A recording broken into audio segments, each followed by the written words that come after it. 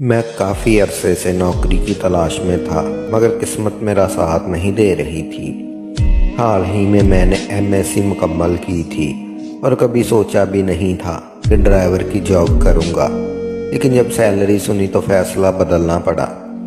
پہلی بار میرا انٹرویو ایک بوڑھی خاتون نے لیا جن کی عمر 65 سے 70 سال کے درمیان لگ رہی تھی۔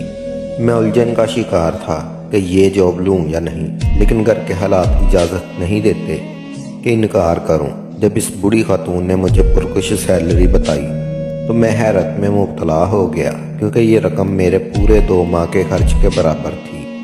انہوں نے یقین دلایا کہ اگر میں نے ذمہ داری سے کام کیا تو وہ میری سیلری بڑھا دیں گی اور گھر کے کوارٹر میں رہنے کی اجازت بھی دے دیں گی۔ میرے گاؤں میں تعلیم کے وسائل نہیں تھے، اس لیے میں شہر کے کالج میں پڑھائی کے لیے آیا تھا اور ہاسٹل میں رہتا تھا۔ اپنی ماں کو ہر مہینے کا رقم بھیجتا تھا تاکہ وہ کسی کے گھروں میں کام نہ کرے اور عزت سے زندگی گزار سکے۔ اس سے پہلے میں پڑھائی کے ساتھ ایک ہوٹل میں نائٹ ڈیوٹی کرتا تھا، لیکن دونوں نوکریاں کرنے کے باوجود بھی اتنی آمدنی نہیں ہو پاتی تھی جتنی یہ خاتون مجھے ڈرائیوری کی نوکری پر دے رہی تھی۔ اللہ سے مجبور ہو کر میں نے یہ جاب قبول کر لی۔ حتمی فیصلہ تب کیا جب وہ لڑکی جسے کالج لے جانے اور واپس لانے کی ذمہ داری میری تھی، میرے سامنے ہی اسے دیکھتے ہی میرے منہ سے بے ساختہ ماشاءاللہ نکل گیا۔ شکر ہے کسی نے سنا نہیں۔ وہی لڑکی تھی جسے میں پارک میں دیکھ چکا تھا اور تب بھی دیکھتا رہ گیا۔ آج بھی وہی حال تھا، حالانکہ وہ مجھ سے 10 سے 15 سال چھوٹی تھی، لیکن اس کا سفید رنگ، نیلی آنکھیں اور گول چہرہ جس پر ڈمپل بنتے تھے دیکھ کر خوشی سے میری آنکھیں چمک اٹھی تھی۔ میں جوانی کے ایسے دور سے گزر رہا تھا جہاں جذبات اور خواہشات حاوی ہو جاتی ہیں، اور وہ میری خواہش بن چکی تھی۔ وہ نظریں جھکائے بیٹھی تھی اور میں اسے نظریں اٹھائے دیکھ رہا تھا۔ اچانک اس کی دادی کی نظر مجھ پر پڑی۔ وہ اپنی نظروں سے مجھے جانچنے لگی، یہ فیصلہ کرنے کے لیے کہ وہ اپنی پوتی کی ذمہ داری مجھ پر چھوڑ سکتی ہے یا نہیں۔ ان کو متوجہ کرنے پر میں نے فوراً نظریں نیچی کر لی اور فرش پر نظریں جما دی۔ قالین اتنی ملائم اور نرم تھی کہ میرے پاؤں کی پھٹی ایڑیوں کو سکون دے رہی تھی۔ بوڑھی عورت نے مجھے ایک لفافے میں ایڈوانس رقم دی جو میری سیلری کا حصہ تھی۔ اس لیے تھا کہ کیونکہ میں نے سے اپنی CV میں لکھا تھا کہ میں 2 نوکریاں کر رہا ہوں، اور انہوں نے میری سہولت کے لیے یہ رقم دی تھی تاکہ میں اس مہینے کے اخراجات نکال سکوں اور اپنے گھر بھی کچھ رقم بھیج سکوں۔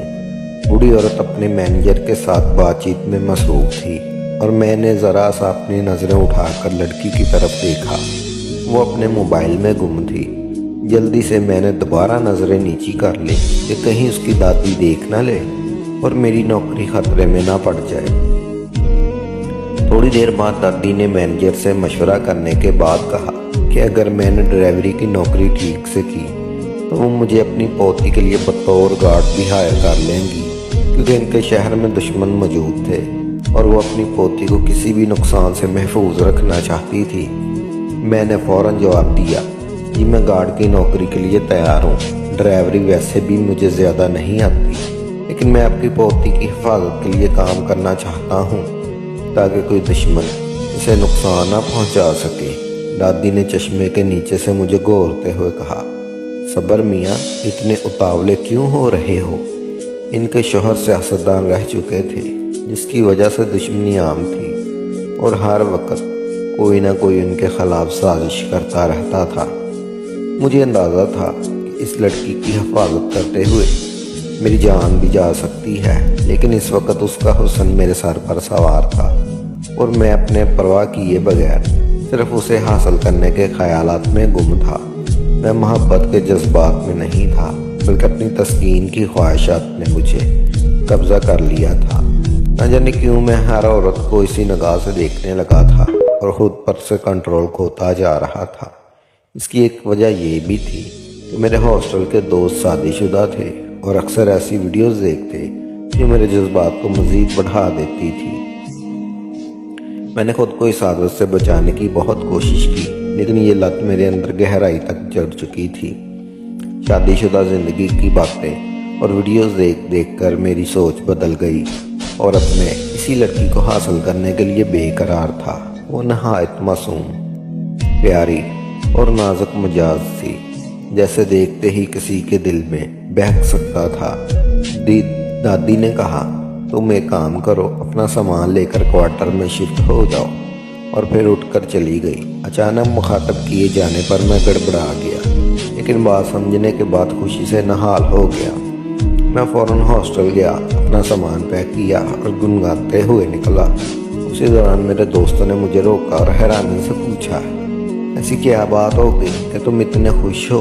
میں نے ان سے بتایا کہ میری جاب لگ گئی ہے اور مجھے رہائش بھی مل گئی ہے، اس لیے میں یہ ہاسٹل چھوڑ رہا ہوں۔ وہ حیرت سے دیکھنے لگے اور بولے، ایسی راتوں رات تمہاری کون سی لاٹری نکل آئی جو تمہیں ہاسٹل بھی چھوڑ کر جا رہے ہو؟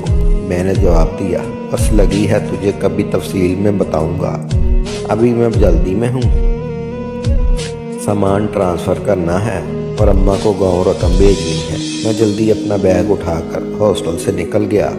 حویلی پہنچ کر میں نے اپنے کوارٹر میں سامان رکھنا شروع کر دیا۔ یہ ایک بہت خوبصورت چھوٹا سا کوارٹر تھا جہاں 6 لوگ آرام سے رہ سکتے تھے، لیکن فی الحال میں وہاں اکیلا تھا۔ ارد گرد اور بھی کوارٹر بنے ہوئے تھے جہاں باقی ملازمین اپنی فیملیز کے ساتھ رہتے تھے، لیکن میں وحد ملازم تھا جو اکیلا رہ رہا تھا۔ میرے ذہن میں خیال آیا کہ اگر اس لڑکی کی دادی سے اجازت لے لوں تو اپنی ماں کو یہی لے آ سکتا ہوں، لیکن فوراً یہ سوچ ترک کر دی، کیونکہ میں نہیں چاہتا تھا کہ ماں میری خواہشات کی راہ میں رکاوٹ بنے یا کسی بھی طرح میری اس لڑکی کے بیچ آ جائے۔ میں ہر صورت اسے حاصل کرنا چاہتا تھا۔ وہ اتنی معصوم تھی کہ اسے خبر بھی نہ ہوتی کہ میں اس کے ساتھ کیا کر رہا ہوں۔ میری ماں نے میری تربیت اچھی کی تھی، لیکن ہاسٹل کے دوستوں کی صحبت نے مجھے بدل دیا تھا۔ ان کی عادات اور باتوں نے مجھے ایسی راہ پر ڈال دیا تھا جہاں مجھے یہ سب غلط محسوس نہیں ہو رہا تھا، بلکہ میں اس معمول سے سمجھنے لگا تھا۔ ہمارے ہاسٹل کے سامنے گرلز ہاسٹل تھا جہاں میرے دوست اکثر اپنی گرل فرینڈ سے ملنے جایا کرتے تھے۔ وہ نہ صرف ان سے ہاسٹل میں ملتے بلکہ ایسے تعلقات قائم کر چکے تھے جو صرف نکاح کے بعد جائز سمجھے جاتے۔ ان کی ان باتوں اور رویوں نے مجھے بھی اپنی خواہشات پوری کرنے کے لیے ایک حوصلہ دیا تھا۔ اگلی صبح میں جلدی اٹھا اور ڈرائیور کی گاڑی نکالنے کو کہا، کیونکہ بیوی کو کالج لے کر جانا تھا۔ وہ ناشتہ کرنے میں مصروف تھا تو میں نے اسے جلدی کرنے کو کہا۔ اسی دوران وہ سرخ ٹاپ اور جینز میں باہر نکلی۔ میں نے اسے دیکھا تو جیسے پلک جھپکنا بھول گیا۔ اس کے لمبے بال اس کی کمر کو چھو رہے تھے اور شرارتی لٹیں اس کے چہرے پر آ رہی تھی، جہاں وہ مسکراتے ہوئے پیچھے کر رہی تھی۔ وہ موبائل پر کسی سے بات کر رہی تھی اور اسی کی معصومیت میرے دل و دماغ پر چھا گئی تھی۔ میں اسے مسلسل دیکھ رہا تھا جب ڈرائیور نے میرے بازو پر زور سے ہاتھ مارا۔ میں نے اوپر دیکھا تو ٹیرس پر اس کی دادی کھڑی تھی اور مجھے گھور رہی تھی۔ میں نے فوراً نظریں نیچی کر لی، اس کا بیگ اٹھایا اور جلدی سے گاڑی کا دروازہ کھولا۔ ہم کالج کے لیے نکل پڑے۔ بیبی کو کالج چھوڑنے کے بعد واپس آیا اور کوارٹر میں جا کر سونے کی کوشش کی، کیونکہ میں رات بھر جا کر مسلسل یہی منصوبہ بنا رہا تھا کہ اس لڑکی کو کیسے حاصل کروں اور اس کی دادی کو خبر بھی نہ ہو۔ مجھے معلوم تھا یہ خاندان بہت با اثر تھا اور اگر یہ سب ظاہر ہوا تو میری جان بھی جا سکتی ہے، لیکن اس وقت میں ان تمام خطرات سے بے نیاز صرف اپنی خواہشات کی تکمیل کے بارے میں سوچ رہا تھا۔ میں اتنے حواس باختہ ہو چکا تھا کہ مجھے اپنی جان کی پرواہ بھی نہیں تھی۔ اماں کو میں نے رقم بھجوا دی اور وہ بہت خوش تھی۔ انہوں نے مجھ سے پوچھا کہ مجھے ایسی جاب کہاں ملی جس کی تنخواہ اتنی زیادہ ہے۔ وہ ہمیشہ فکر مند رہتی کہ کہیں میں کسی غلط کام میں پھنس نہ جاؤں یا کسی بری صحبت کا شکار نہ ہو جاؤں۔ اماں کی یہ باتیں میرے دل میں عجیب سی ہلچل پیدا کرتی تھی، لیکن میں نے انہیں یہی کہا تھا کہ سب ٹھیک ہے اور ان کی دعا سے سب اچھا ہو رہا ہے۔ اس لڑکی میں ایک معصومیت اور بچپنا تھا جو میرے جذبات کو مزید بے قابو کر رہا تھا۔ وہ مجھے گلے لگانے میں کوئی جھجک محسوس نہیں کرتی تھی اور ہمیشہ انکل کہہ کر مخاطب کرتی تھی۔ اسے یہ علم ہی نہیں تھا کہ میں اس کے بارے میں کیا سوچ رہا ہوں۔ ایک دن کالج سے واپسی پر जब उसका टेस्ट अच्छा हुआ तो खुशी में उसने मुझे गले लगा लिया। तब गैर इरादी तौर पर मैंने उसको प्राइवेसी के लिए छुआ और इस बात से बेखबर थी और गाड़ी में बैठ गई। उस दिन के बाद मैं उसे बहाने बहाने से छूने की कोशिश करने लगा। उसका मासूम रवैया मेरे इस रवैये को कोई मायने नहीं दे रहा था और वो यही समझती रही कि मैं उसे अपनी बेटी की तरह समझता हूँ। चंद दिन के लिए ड्राइवर छुट्टी पर चला गया और उसकी ड्राइवर करने की जिम्मेदारी मुझ पर आ गई। ये मेरे लिए खुशी का लम्हा था क्योंकि मैं अब इस आसानी से अपनी ख्वाहिशात को अमली जामा पहना सकता था। मैंने इस जिम्मेदारी को खुशी से कबूल कर लिया। उसकी दादी को बिल्कुल अंदाज़ा नहीं था कि जिस शख्स को उन्होंने अपनी पोती की हिफाजत के लिए रखा है वही उसकी मासूमियत का फ़ायदा उठाने की कोशिश कर रहा है। एक दिन जब हम दोनों कॉलेज से वापस आ रहे थे तो उस लड़की ने आइसक्रीम खाने की फरमाइश की। मैंने फ़ौरन गाड़ी पार्क की और आइसक्रीम पार्लर ले गया। वापसी पर जब उसके चेहरे पर आइसक्रीम लग गई तो मैंने टिश्यू से उसे साफ किया और हंसने लगा। वो भी मुस्कुराती रही। यह पहला मौका था जब मैंने उसके होंठों को छुआ और इस लम्हे मुझे लगा कि अब मैं अपनी ख्वाहिशात के बगैर नहीं रह सकता। इस दिन मैंने फैसला किया कि आज मैं हर हाल में अपना मकसद हासिल करके ही रहूँगा। आइसक्रीम खाने के बाद मैंने गाड़ी को सुनसान गलियों की तरफ मोड़ दिया और फिर शहर से हटकर गांव जाने वाली सड़क पर ले जाने लगा। उसने मोबाइल से नज़रें हटाकर हैरानी से पूछा, अंकल हम कहाँ जा रहे हैं? हमारा घर तो इस तरफ नहीं है। मैंने उसे मुतमिन करने के लिए कहा, बेटा ये शॉर्टकट है। तुम्हारी दादी ने कहा था आज जल्दी घर आना है और हमने आइसक्रीम खाते हुए काफ़ी देर कर दी है। वो मेरी बात पर मुतमिन होकर दोबारा मोबाइल देखने लगी। मैंने रास्ते से 2 जूस के डब्बे लिए। एक जूस में बेहोशी की दवा मिला दी और उसे दे दिया। उसे पता भी नहीं चला कि जूस में कुछ मिला हुआ है। अपने जूस को मैंने पी लिया और ड्राइविंग करने लगा। थोड़ी दूर सुनसान इलाके में जाकर मैंने गाड़ी खराब होने का नाटक किया और मारा से कहा, बेटा तुम थोड़ी देर बैठ जाओ, मैं मैकेनिक को बुला कर लाता हूँ। उसने कहा, अंकल मुझे चक्कर आ रहे हैं। अंकल आप भी मेरी दादी जान को कॉल करके कहें, वो दूसरी गाड़ी भिजवा देंगी। मैंने हाँ में सर हिलाया और मोबाइल चलाते हुए कॉल करने की एक्टिंग करने लगा। वो तकरीबन 5 मिनट बाद मुकम्मल तौर पर गहरी नींद में जा चुकी थी। मैंने मुस्कुराते हुए गाड़ी की पिछली सीट पर उसे लटाया और गाड़ी लॉक से अच्छी तरह कर दी और उसके पास बैठ गया और उस वक़्त बेहद खूबसूरत लग रही थी और मुझे तब लगा आज मैं जन्नत की सैर करने वाला हूँ। उसके नरम गुलाबी होंठों की कशिश इतनी थी कि बता ही नहीं सकता।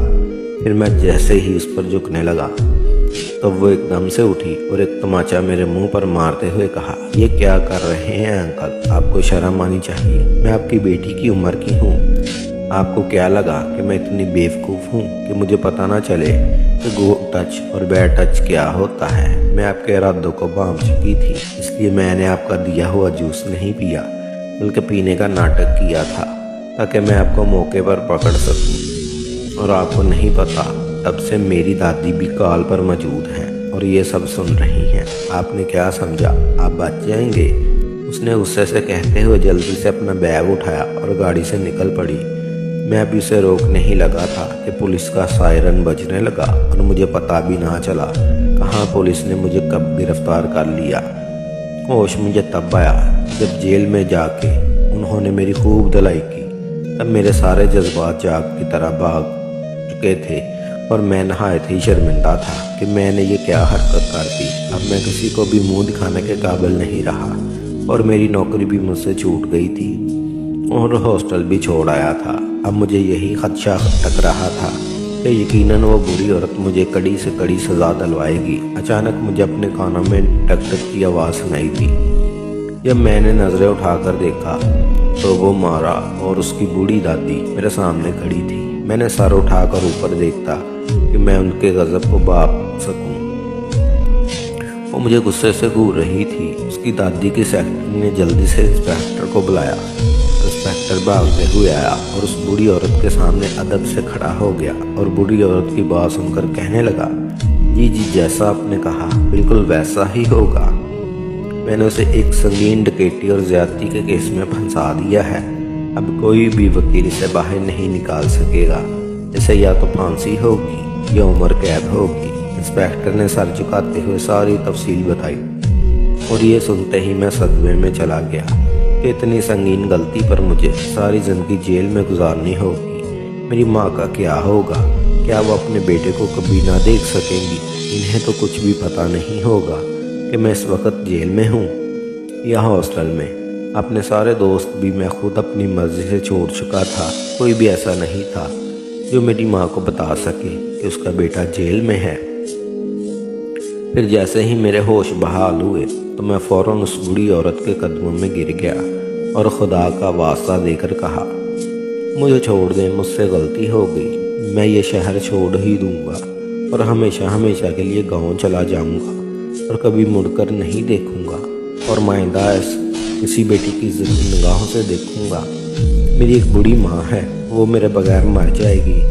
اس کو کون بتائے گا کہ اس کا بیٹا جیل میں ہے؟ خدا را رحم کریں، آپ کی پوتی کا واسطہ مجھے چھوڑ دیں، میں یہاں سے ہمیشہ ہمیشہ کے لیے چلا جاؤں گا۔ میں سب کے سامنے اپنی پوتی سے معافی بھی مانگ لوں گا۔ خدا را مجھے یہاں ہمیشہ کے لیے نہ روکے، میں اپنی زندگی کی بھیک مانگتا ہوں۔ میں اس بوڑھی عورت کے سامنے گڑ گڑانے لگا، لیکن وہ ٹس سے مس بھی نہیں ہوئی، بلکہ وہاں سے چلی گئی اور انسپیکٹر کو کچھ ہدایات دینے لگی۔ میں حیرت سے سب کچھ دیکھنے لگا۔ یہ میرے ساتھ کیا ہوا؟ اماں صحیح کہتی تھی، مجھے شہر میں ہر قدم پھونک پھونک کر رکھنا ہوگا۔ یہاں پر بہت ایسے لوگ رہتے ہیں جو غلط کاموں میں انوالو ہوتے ہیں۔ یہ صرف خود خراب نہیں ہوتے بلکہ اپنی صحبت میں رہنے والے کو بھی خراب کر دیتے ہیں۔ غلط دوستوں کی صحبت انہیں مجھے اس مقام پر لا کر کھڑا کر دیا تھا کہ مجھے پھانسی کی سزا ہونے والی ہے۔ میں بے بسی سے رونے لگا۔ مجھے روتا دیکھ کر وہاں موجود انسپیکٹر کو مجھ پر ترس آیا اور مجھے کہنے لگا، بتاؤ تم نے گھر کال کرنی ہے؟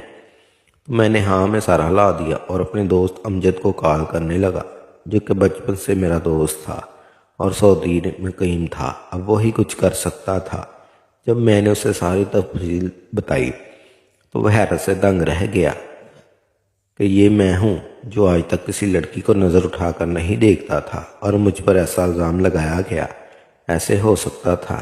میں تسلی دی کہ وہ سب ٹھیک کر دے گا اور پریشان ہونے کی کوئی ضرورت نہیں، وہ اپنے کسی دوست کو بھیجتا ہے جو وکیل خیر کرے گا، شاید میں بچ جاؤں، ورنہ انہوں نے جو قتل اور کیس ڈرگز کا مجھ پر بنایا اس میں تو کبھی بازیاب نہیں ہو سکتا تھا، لیکن وہ اتنی کشش کر سکتا تھا کہ مجھے پھانسی نہ ہو بلکہ کچھ سالوں کی قید ہو جائے۔ اس نے مجھ سے وعدہ کیا وہ میری بات میری اماں کا خیال رکھے گا، انہیں کبھی یہ نہیں بتائے گا کہ ان کے بیٹے کو عمر قید ہو گئی ہے، جس کی وجہ سے وہ اپنے بیٹے کو کبھی دیکھ نہیں پائیں گی۔